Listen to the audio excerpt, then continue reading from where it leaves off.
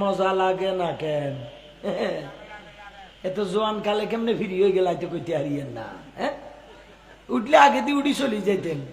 Tractor মার্কা হুজুর লাগাই দিয়েছেন, আগের গরম আছিল, আই তো নরম। এটা আপনারা বুঝেন না? হ্যাঁ, ওয়াজের মাঝখান দিয়ে একবার হুরুত করে উঠবেন, আবার মন চাইলে বইবেন। এটা কি আপনাকে বেডরুম পাইছেন না কেন? মন চাইলে চলি যান না, দুই একজন বইয়েন আমলের উদ্দেশ্যে। মাহফিল উঠা বসে, এটা মাহফিলের আদব না তো চাচা।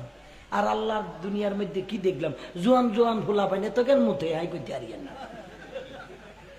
অল্প বয়স হুজুর, এই অল্প বয়সে তা হসাব কি? বোয়ালখালীর জমিনে আল্লামা ইদ্রিস রেজভী শাহ হুজুরকে দেখলাম।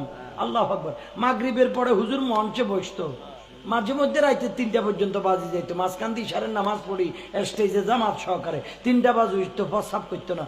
দেখি একবার এনার্জিওয়ালা হলো, হ্যাঁ তার বাহুর বলের লাই ডানে বামে মানুষ খারাপ জানা, কতক্ষণ হর হর